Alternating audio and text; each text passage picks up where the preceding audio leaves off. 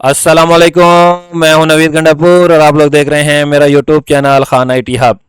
इंशाल्लाह मैं आज आप लोगों को MS एक्सेल में सेकंड लेक्चर स्टार्ट करवाने जा रहा हूं। इससे पहले फर्स्ट लेक्चर में मैंने आप लोगों को MS एक्सेल का इंट्रोडक्शन ब्रीफली एक्सप्लेन किया था। तो चलिए चलते हैं अपनी नेक्स्ट लेक्चर की तरफ। तो सबसे पहले मैं क्या करूँगा, MS एक्सेल को ओपन कर लेता हूँ, ब्लैंक वर्कबुक सेलेक्ट कर लेते हैं। इसके बाद देखें हमारे पास पहले वीडियो में मैंने आप लोगों को सारा इसका इंटरफेस जो था MS एक्सेल का वो एक्सप्लेन कर लिया था। आज हमारे पास कहाँ से स्टार्ट करते हैं, फाइल टैब से। सबसे पहले मैं फाइल टैब के ऊपर क्लिक करता हूँ। तो सबसे पहले मेरे पास कौन सा ऑप्शन आता है, होम। होम तो आपके पास जब भी आप लोग MS एक्सेल को ओपन करते हो तो ये पहले स्टार्ट में ये होम ही आ जाता है कि आपने ब्लैंक वर्क बुक लेनी है या ये बने बनाए टेम्पलेट्स आपके पास ठहरे हुए हैं, इनमें से कोई लेना चाहते हो वो भी ले सकते हो। और यहाँ पे आपके पास जो रिसेंट आपके पास वो ठहरी होती हैं जिन पर आपने अभी काम किया होता है एक दिन पहले या कुछ घंटे पहले या कुछ मिनट पहले या कुछ हफ्ते पहले, वो सारी रिसेंट फाइल यहाँ पे ठहरी होती हैं। ठीक है, होम में तो हम होम में क्या कर सकते हैं, अपनी फाइल सेलेक्ट करते हैं कि हमने कौन सी बुक लेनी है, ब्लैंक वर्क बुक लेनी है या कोई और हमारे पास जो बने बने टेम्पलेट्स ठहरे हुए हैं वो लेनी है। तो हम ब्लैंक वर्क बुक ले लेते हैं। ठीक हो गया, इससे आप लोग ब्लैंक वर्क बुक सेलेक्ट करते हो। इसमें सेकेंड ऑप्शन में क्या है, फिर हमारे पास न्यू। न्यू में क्या होता है, अगर आप लोगों ने एक न्यू वर्क बुक लेनी है, ठीक हो गया। अब ये तो हमारे पास एक वर्क बुक ठहरी हो गई। यहाँ पर देखें MS एक्सेल में हमारे पास कितनी वर्क बुक ठहरी हुई है, एक, ये दो। ऑलरेडी हमारे पास दो ठहरी हुई, मैं एक को क्रॉस कर लेता हूँ। अब हमारे पास कितनी बच गई, एक बच गई।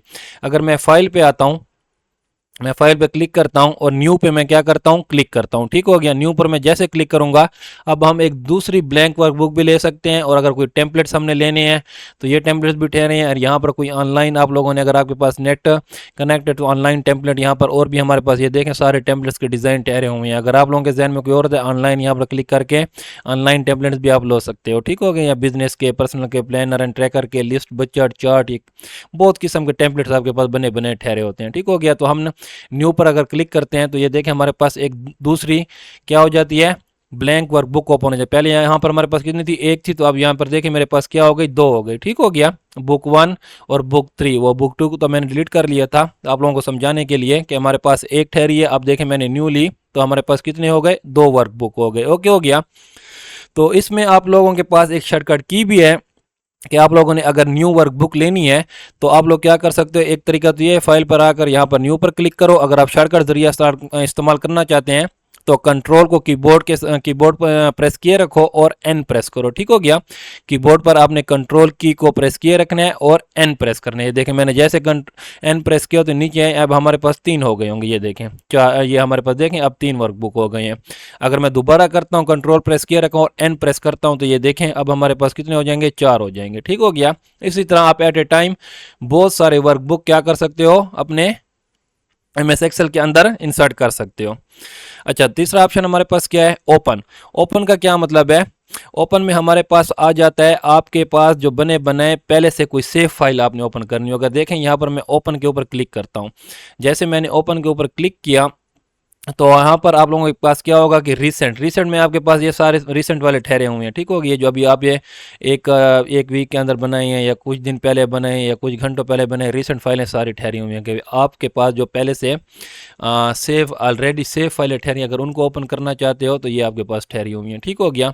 अगर ये वन ड्राइव में आपके पास ठहरे हुए हैं, ठीक हो गया। वन ड्राइव में क्या होता है कि माइक्रोसॉफ्ट एक्सेल जिस तरह हमारे पास गूगल क्रोम हमें देता है ना, 15-16 GB तक डेटा देता है सेव करने के लिए, तो इसी तरह हमारे पास MS वर्ल्ड के अंदर, MS एक्सेल के अंदर ये माइक्रोसॉफ्ट हमें क्या देता है, वन ड्राइव का ऑप्शन देता है जिसमें हम 4-5 GB तक अपना फाइलें सेव कर सकते हैं। ठीक हो गया। इसके लिए आपका माइक्रोसॉफ्ट पर अकाउंट होना ज़रूरी है कि भाई वो हमें कहते हैं कि यहाँ से कोई फाइल ओपन करना चाहते हो नहीं, फिर वो हमें कहता है दिस पीसी के अंदर कोई आपके पास ऑलरेडी फाइलें अगर सेव ठहरी हुई हैं वहाँ से आपने ओपन करनी है। दिस पीसी के अंदर कोई फोल्डर आपके पास ठहरे हुए हैं वहाँ से भी आप लोग ओपन कर सकते हो। ठीक हो गया।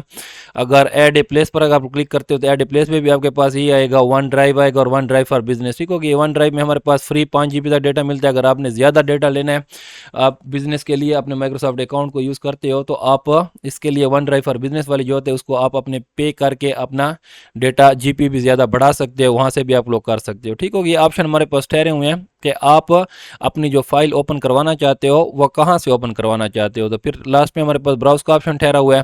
अगर ब्राउज पे क्लिक करोगे तो ये भी आपका जो पीसी के अंदर जितनी फाइलें सेव ठहरी होंगी वहाँ से आप लोग कर सकते हो। तो मैं अगर डेस्कटॉप को ओपन करता हूँ, डेस्कटॉप के ऊपर मेरे पास एक फाइल ठहरी है खान IT हब वाली, मैं इसको क्या करता हूँ, इसको सिलेक्ट करूँगा और ओपन करूँगा। ठीक होगी, ये देखें ओपन से क्या होता है, आपके पास पहले से सेव शुदा फाइल जो ठहरी होंगी उनको अगर आप ओपन करना चाहते हो तो करवा सकते हो। इसकी शॉर्टकट की भी है हमारे पास। क्या है शॉर्टकट की? कंट्रोल प्रेस किए रखने आपने कीबोर्ड से और ओ प्रेस करने। ठीक हो गया, कंट्रोल को प्रेस किए रखे और ओ प्रेस करोगे तो आपके पास ये डायलॉग बॉक्स ओपन हो जाएगा, जिससे फिर आप अपनी फाइल सेलेक्ट कर सकते हैं। मैं देखें कीबोर्ड से क्या करता हूँ, कंट्रोल को प्रेस किया रखा है और ओ प्रेस करता हूँ, ये देखें बिल्कुल सेम टू सेम वही आपके पास क्या हो गया, डायलॉग बॉक्स ओपन हो गया। यहाँ से आप अपनी फाइल सेलेक्ट कर सकते हो।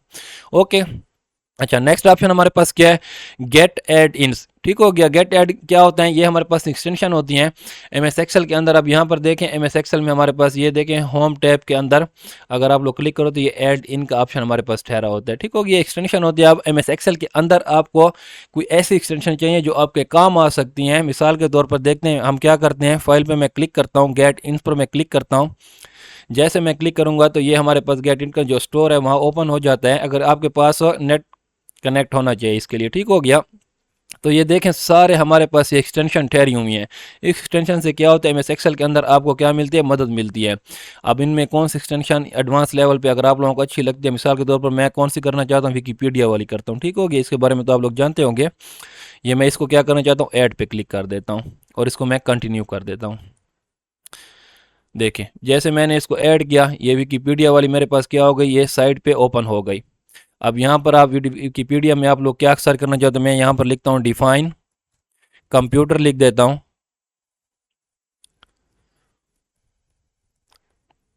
और सर्च पे क्लिक करते हैं। तो ये देखिए कंप्यूटर के बारे में आपके पास, उसके पास विकीपीडिया के पास जितनी भी इंफॉर्मेशन थी वो सारी आ गई। ठीक हो गया, तो आप लोग सिंपली यहाँ से क्या कर सकते हो, इसको आप लोग कॉपी भी कर सकते हो, अपनी फाइल के अंदर पेस्ट भी कर सकते हो। ठीक हो गया, विकीपीडिया में आप लोग ऑनलाइन सर्च करके यहाँ से कॉपी पेस्ट भी कर सकते हो। इसी तरह ये बहुत सारी एक्सटेंशन हमारे पास ठहरी होती हैं। इन एक्सटेंशन को आप क्या कर सकते हो, ऐड करके अपने MS एक्सेल में जो भी काम आप लोगों को ज़रूरत होते हैं, जैसे जिस एक्सटेंशन के जो काम होते हैं, अगर एडवांस लेवल पर आप लोगों ने एक्सेल सीखा हुआ है तो आप लोग यहाँ पर एक्सटेंशन ऐड करके आसानी से अपना काम हल कर सकते हो। ओके हो गया, फिर हमारे पास आ जाता है इन्फो। इन्फो में मैं क्लिक करता हूं तो इन्फो में मेरे पास क्या है, पहला ऑप्शन क्या है, प्रोटेक्ट वर्कबुक। प्रोटेक्ट वर्कबुक में क्या आएगा हमारे पास, मैं इसके ऊपर क्लिक करता हूं। जैसे मैंने इसके ऊपर क्लिक किया, फर्स्ट ऑप्शन हमारे पास ठहरा हुआ है ऑलवेज ओपन रीड ओनली।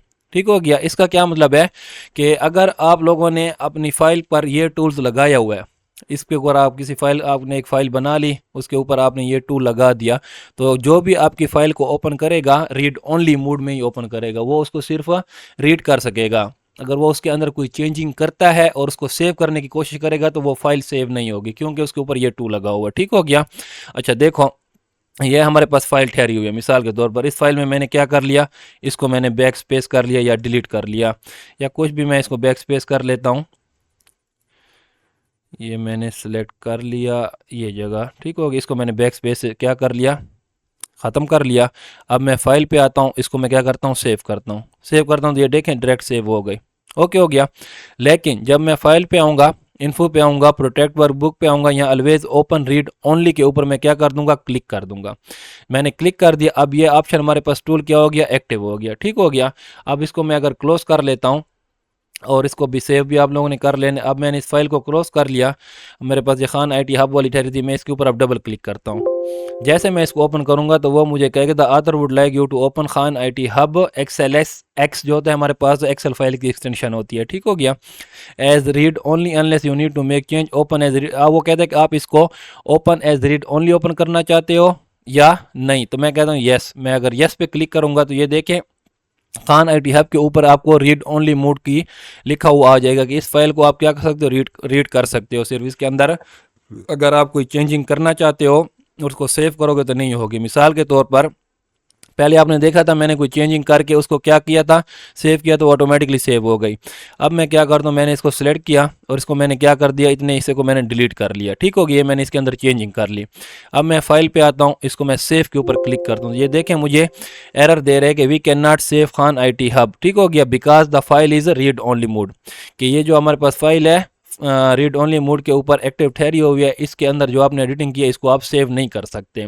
अगर आप फिर भी चाहते हो कि मैं इसको सेव करना चाहता हूं तो आप इसकी कॉपी सेव कर सकते हो। ठीक हो गया, इसकी अगर ओके पर क्लिक करो तो इसकी कॉपी सेव कर सकते हो। वो जो नेम से सेव होगी वो कॉपी के नेम से सेव होगी। अगर मैं फिर भी इसके ऊपर क्या करता हूँ, ओके कर देता हूँ, तो वो मुझसे लोकेशन पूछेगा किस लोकेशन पर सेव करना चाहते हो। मैं ब्राउज पर क्लिक करता हूँ और इसको मैं डेस्कटॉप देता हूँ। देखें ये ऑटोमेटिकली आ गया copy of Khan IT hub. मैं इसको सेव कर लेता हूँ। ओके, अब देखो मैं इसको, ये हमारे पास क्या होगी, copy of Khan IT hub हो गई। अब मैं इसको क्लोज कर लेता हूँ तो ये मेरे पास देखें खान IT हब वाली ओरिजिनल ठहरी हुई है, ये उसकी कॉपी सेव हो गई है। ठीक हो गया उसकी, ये देखो मैं क्लिक करता हूँ, सॉरी एक मिनट, इसको मैं क्लिक किया, यस पे क्लिक करता हूं तो ये देखें कॉपी के नेम से, copy of Khan IT hub read only के नेम से क्या हो गई, आपके पास सेव हो गई। अब वो ओरिजिनल के पास हम जाते हैं, ये वाली जो हमारे पास खान IT हब ठहरी हुई थी, इसको अगर आप लोगों ने वही सेम ऑप्शन आपको दे रहा है क्योंकि इसके ऊपर रीड ओनली वाला मोड लगा हुआ है। ठीक हो गया, अगर आप इसको यस करते हो तो ये देखें Khan IT hub read only वाली ये ओरिजिनल फाइल ठहरी हुई है आपके पास। इससे तो हमने क्या कर लिया था, वो डिलीट कर लिया था, लेकिन उसने जो डिलीट किया था वो उसने कॉपी वाले में सेव किया, इसके अंदर उसने कोई गड़बड़ नहीं की। ओके हो गया।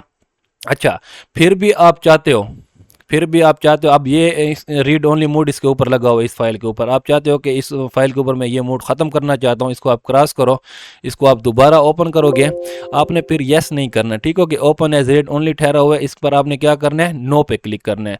वरना अगर यस करोगे तो वो रीड ओनली मोड ठहरा ही रहेगा हर वक्त। इसको आपने नो पे क्लिक करना है।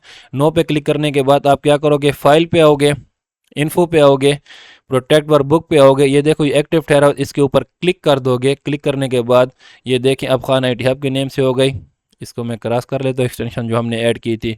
अब इसके अंदर मैं क्या करता हूँ, इसको मैंने डिलीट कर लिया। अब मैं फाइल पे आता हूँ, अब इसको मैं जो मैं सेव करूँगा तो देखें उसने मुझे कोई एरर भी नहीं दिया। ठीक हो गया, जब उसके पास रीड ओनली मोड वाला हमने टूल एक्टिव किया हुआ था तो वो आपको एरर देता था कि आप इस फाइल को वो नहीं कर सकते, सेव नहीं कर सकते क्योंकि इसके ऊपर रीड ओनली मोड एक्टिव ठहरा हुआ है। उसकी आप कॉपी बनाकर उसको सेव कर सकते, लेकिन उस ओरिजिनल फाइल में कोई चेंजिंग नहीं कर सकते थे, चेंजिंग करके उसको सेव नहीं कर सकते थे। ओके हो गया, आप इंशाल्लाह आप लोगों को क्लियर हो गई होगी ये बात। अगर फिर भी क्लियर ना हो तो कमेंट में मुझे बता दीजिएगा। नेक्स्ट ऑप्शन पे आ जाते हैं, हमारे पास इन्फो पे आते हैं। नेक्स्ट ऑप्शन हमारे पास क्या है, इनक्रिप्ट विद द पासवर्ड।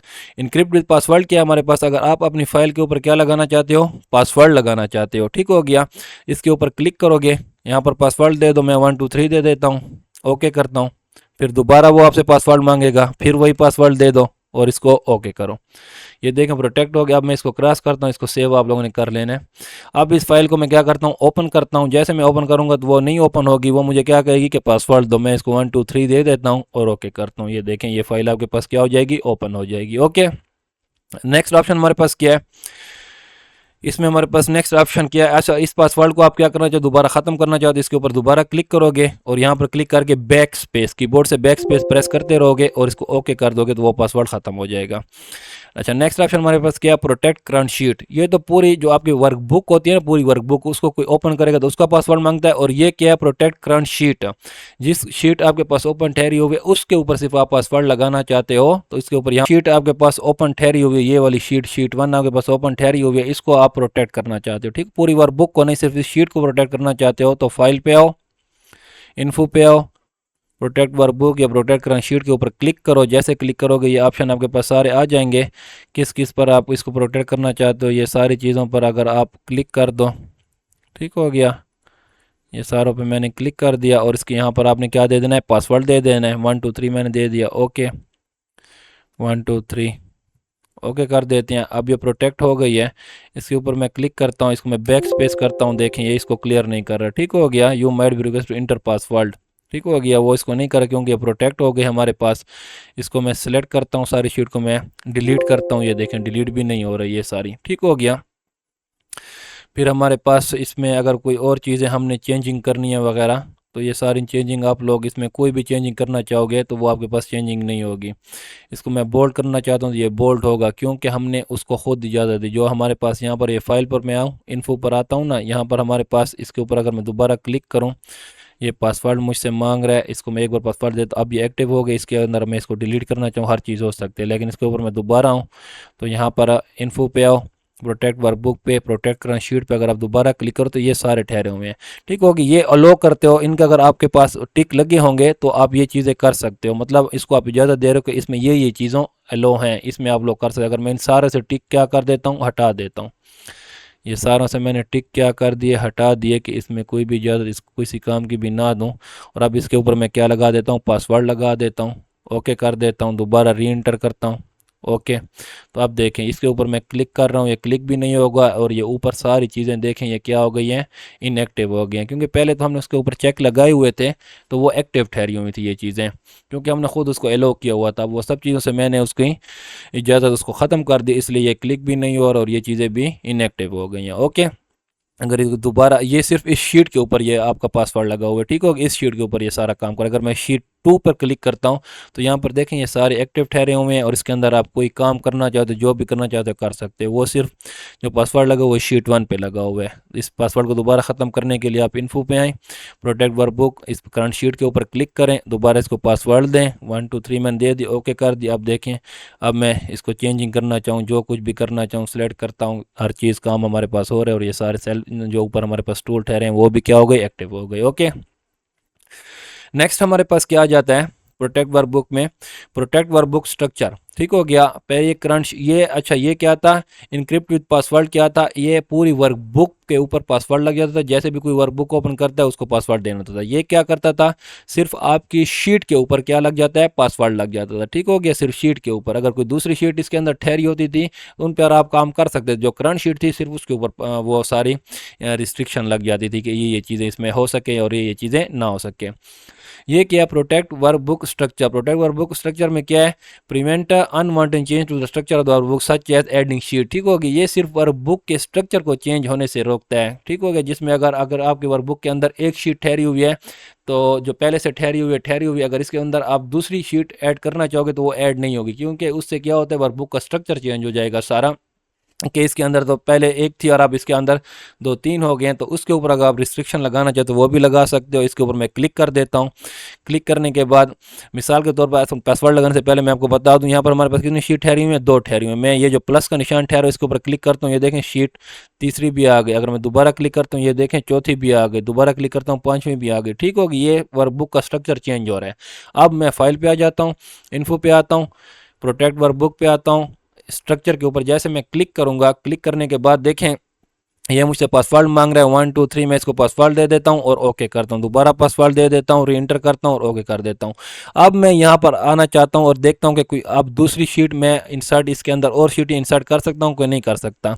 अब देखें ये प्लस पर मैं आ रहा हूँ, ये न्यू शीट पर मैं क्लिक कर रहा हूँ, ठीक हो गया। माउस के साथ मैं क्लिक कर रहा हूँ लेकिन वो कोई काम भी नहीं कर रहा, ठीक हो गया, क्योंकि हमने उसको क्या दे दिया था, पासवर्ड दे दिया है कि इसका स्ट्रक्चर कोई चेंज ना कर सके अपनी वर्कबुक का। अगर दोबारा आप करना चाहते हो तो फाइल पे आओ, इन्फो, प्रोटेक्ट वर्कबुक, इसके ऊपर स्ट्रक्चर के ऊपर क्लिक करो, पासवर्ड मांगेगा 1 2 3, इसको दे दो, ओके करो। अब देखो मैं यहाँ पर क्लिक करता हूँ तो ये देखें अब शीटें ऐड हो रही हैं, ओके हो गया, क्लियर हो गया होगी इंशाल्लाह आपको ये बात। फिर फाइल पे आ जाते हैं, इन्फो पे। इसके बाद हमारे पास पे है रिस्ट्रिक्ट एसेस। रिस्ट्रिक्ट एसेस क्या होती है, grant people access while removing their ability to edit copy और प्रिंट। ये हमारे पास एक आरएमएस सॉफ्टवेयर होता है, डेटाबेस होती है, उसके अंदर आपने जितने भी आपके यूज़र होते हैं उनकी सारी ईमेल आप लोग लिख लेते हो। उसके अंदर फिर जो आपकी ये फाइलें होती हैं, मतलब ये जो आतर होगा जिसने फाइल बनाई होगी, और ये डेटाबेस के साथ, ये आरएमएस सर्वर के साथ अगर वो कनेक्ट होगा, और जितने भी उसके अंदर वो बंदे जो आपके एम्प्लॉय होंगे ऐड होंगे, उनको आप वो फाइल सेंड करोगे, तो इसके अंदर आप क्या कर सकते हो, उनको अपनी रिस्ट्रिक्शन के साथ अपनी फाइल सेंड कर सकते हो कि ये इसके अंदर एडिट इसको कर सके कि ना कर सके, कॉपी कर सके कि ना कर सके, इसको डिलीट कर सके कि ना कर सके, ठीक हो गया। यहाँ पर आप किसी को फाइल सेंड करके साथ रिस्ट्रिक्शन भी लगा सकते हो कि इसके अंदर ये बंदा ये काम कर सके और ना कर सके, ठीक हो गया। लेकिन इसके लिए हमें क्या करना होता है, ये आरएमएस के साथ कनेक्ट होना पड़ता है, लेकिन ये तो हमारे पास सॉफ्टवेयर है भी नहीं। फिर भी ये देखें, no logged one of is user confused for information right management, IRM का जो हमारे पास डेटाबेस का सॉफ्टवेयर होता है उसके हम लॉगिन नहीं है, इसलिए ये काम नहीं करेगा, ठीक हो गया। लॉगिन होने के लिए इसमें अंदर आपको आईडी बनानी पड़ेगी, तब ये जाकर काम करेगा, ठीक हो गया। इसलिए मैंने आप लोगों को बता दिया कि ये है क्या चीज़, ठीक हो गया। ये देखें कनेक्ट करना पड़ता है इसको पहले सॉफ्टवेयर के साथ, आरएमएस के साथ। अच्छा, फिर हमारे पास क्या है, ऐड डिजिटल सिग्नेचर। एड ए डिजिटल सिग्नेचर क्या होता है कि ensure the integrity of the workbook by adding N digital signature. ये क्या होता है कि आप अपनी फाइल के अंदर, आप मिसाल के तौर पर आप एम एस एक्सेल के अंदर आपने क्या बना ली, एक सर्टिफिकेट बना ली, सर्टिफिकेट आपने बना ली और उसके अंदर आप अपना एक ओरिजिनल क्या करना चाहते हो, डिजिटल सिग्नेचर लगाना चाहते हो, डिजिटल सिग्नेचर अपना ओरिजिनल लगाना चाहते हो, ताकि किसी को अगर ये फाइल में सेंड करूँ या सर्टिफिकेट सेंड करूँ तो उसको पता चले कि ये वाकई क्या है, इसी बंदे के साइन है। तो अगर इसके ऊपर मैं क्लिक करता हूँ, जैसे मैंने क्लिक किया तो वो कहता है to sign a Microsoft Office document you need a digital ID. ठीक हो गया। अगर इस डिजिटल सिग्नेचर अगर आप लोगों ने ऐड करना है तो वो कहता है कि आप लोगों के पास डिजिटल आईडी होनी चाहिए माइक्रोसॉफ्ट ऑफिस डॉक्यूमेंट के अंदर। ठीक हो गया। तो हमारे पास तो नहीं बनी हुई आईडी, आप लोगों के पास भी नहीं। अगर मैं इसको यस करता भी हूँ तो ये नेट ओपन हो जाता है, फिर ये सारा लंबा प्रोसेस होता है। डिजिटल एक आईडी बनाना चाहते आपको बनानी पड़ेगी, तब जाकर आप कर सकते हो। लेकिन मैं इसका एक आसान तरीके से आपको बता दूं कि डिजिटल सिग्नेचर हम कैसे ऐड कर सकते हैं। एक दूसरा तरीका बताता हूं। मैं यहाँ पर शीट 2 पे आ जाता हूँ, ये न्यू शीट पे मैं ठहरा हुआ हूँ। मिसाल के तौर पर मैं इंसर्ट पे आ जाता हूँ। इंसर्ट पे मैं क्या करता हूँ, पिक्चर पे क्लिक करता हूँ, दिस डिवाइस पे क्लिक करता हूँ, डेस्कटॉप सेलेक्ट कर लेता हूँ। डेस्कटॉप मैंने सेलेक्ट कर लिया। यहाँ पर मेरे पास फाइल ठहरी हुई थी सर्टिफिकेट वाली, ये देखिए इसको फाइल को मैंने सेलेक्ट कर लिया और इसको मैं इंसर्ट कर देता हूँ। अब ये देखें मेरे पास एक क्या आ गई, फाइल आ गई। ठीक होगी। इस फाइल का साइज़ थोड़ा सा, मैं सर्टिफिकेट मेरे पास आ गई, मैंने इसका साइज़ कम कर दिया। स्टूडेंट ऑफ द मंथ 2023, अभी तो 2024 चल रहा है, तो ये मेरे पास एक पिक्चर 2023 वाली ठहरी हुई थी, एक सर्टिफिकेट ठहरी हुई है, जिसमें मेरे पास क्या है, ये टीचर का और प्रिंसिपल का जो हमारे पास साइन वाला जगह होती है वो खाली ठहरी हुई है, इसके ऊपर साइन नहीं ठहरे हुए। यहाँ पर अगर आप लोगों ने क्या करना है, अपने एक डिजिटल सिग्नेचर ऐड करना चाहते हो तो वो भी आप लोग कर सकते हो। आप लोग ने क्या करना है, सिंपल मोबाइल से एक पेज के ऊपर क्या कर लेनी है, एक अपने साइन कर लेनी है और उसकी एक पिक्चर खींच लेनी है, कैप्चर कर लेनी है और अपने उसके अंदर कंप्यूटर के अंदर ऐड कर देनी है। ठीक हो गया। कंप्यूटर के अंदर ऐड करने के बाद आप क्या करोगे, इसको मैं मिनिमाइज़ करता हूँ, गूगल क्रोम को ओपन करता हूँ।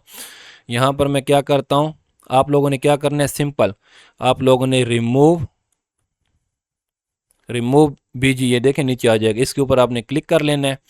ये फर्स्ट ऑप्शन जो आपके पास है इसके ऊपर आपने क्लिक करना है। ये अपलोड इमेज आ जाएगा, जो आपने पिक्चर खींची होगी अपने सिग्नेचर की, वो यहाँ पर आपने क्या करनी है, अपलोड करनी है। मैं इसके ऊपर क्लिक करता हूँ। क्लिक करने के बाद डेस्कटॉप पर मेरे पास ये सिग्नेचर एक ठहरे हुए हैं, इसको मैं सिलेक्ट कर लेता हूँ। सिलेक्ट करने के बाद इसको मैं क्या करता हूँ, ओपन करता हूँ। ठीक हो गया, ये हो गया। अब इसको मैं क्या करता हूँ, ये देखिए पीछे इसका जो वो था बैकग्राउंड था पेज वाला, पेज के ऊपर ये साइन हुए ठहरे थे, वो क्या हो गया, बैकग्राउंड इसका सारा डिलीट हो गया। अब मैं इसको क्या करता हूँ, डाउनलोड करता हूँ। ये जैसे डाउनलोड करूँगा तो ये मेरे पास डाउनलोड वाला जो ऑप्शन ठहरा हुआ है यहाँ पर, इसके फोल्डर को मैं क्लिक करता हूँ तो ये देखें डायरेक्ट हमारे पास ये डाउनलोड का जो ऑप्शन होता है, डाउनलोड के ऑप्शन में हमारे पास क्या आ गई, हमारी जो सिग्नेचर था वो रिमूव बैकग्राउंड, उसका बैकग्राउंड रिमूव हो गया और वो हमारे पास यहाँ पर आ गई। ओके हो गया। तो अच्छा, इसके बाद आपने फिर क्या करना है, एक्सेल पे आ जाना है। एक्सेल पे आने के बाद दोबारा आपने ये जो आपके पास एक सर्टिफिकेट ठहरी हुई है, इसी के ऊपर आप क्या करना चाहते हो कि एक डिजिटल सिग्नेचर जो मेरा है वो ऑटोमेटिकली आ जाए। तो आप इंसर्ट पे आ जाओगे, पिक्चर पे क्लिक करोगे, दिस डिवाइस पे आ जाओगे। डाउनलोड किधर ठहरा हुआ है मेरे पास, ये डाउनलोड ठहरा, डाउनलोड पर मैं क्लिक करता हूँ। ये सिग्नेचर जो मेरे पास ठहरे हुए थे जिसका बैकग्राउंड रिमूव हो गया था, उस वेबसाइट के ज़रिए इसको सिलेक्ट करना है और इंसर्ट पे आपने क्लिक करना है। तो ये देखें ये सिग्नेचर आ गया, इसका साइज़ आप लोग कम कर लो सिग्नेचर का। ये सिग्नेचर आपके पास आ गई। सिग्नेचर का आप क्या कर सकते हो, करेक्शन भी कर सकते हो। ये देखें ये और डिज़ाइन हमारे पास ठहरे हुए हैं, इनका कलर भी आपके पास, अगर कलर चेंज करना है तो ये कलर भी आप लोग चेंज कर सकते हो। ठीक हो गया। ये साइन आपके पास आ गया। अब इस साइन को आप ले आओ, ये टीचर वाले खाने में आपने ले आना है, इसको आपने क्या कर लेना है, एडजस्ट कर लेना है इस जगह के ऊपर। ये देखें इसी तरह ये क्या हो गए, एक सर्टिफिकेट के अंदर आपके डिजिटल सिग्नेचर क्या हो गए, एडजस्ट हो गए। ठीक होगी। ये जो देरा बोर्ड होता है ना, जो आपकी डीएमसी होती हैं, आप क्या समझते हो कि कंट्रोलर बैठकर हर एक डीएमसी के ऊपर खुद कोई साइन कर रहा होता है, वो खुद साइन नहीं करता, बस वो अपने डिजिटल सिग्नेचर एक कागज़ के ऊपर कर कर कंप्यूटर ऑपरेटर को दे देता है। वो उसके डिजिटल सिग्नेचर इसी तरीके से लेकर जितनी भी उसके पास डीएमसी होती हैं, सर्टिफिकेट होती हैं, वहाँ तो हज़ारों लाखों की तादाद में डीएमसी सर्टिफिकेट उन्हें तैयार करनी होती है। कंट्रोल का एक एक पर तो साइन नहीं कर सकते, बस इसी तरह डिजिटल सिग्नेचर उसको दे देते हैं।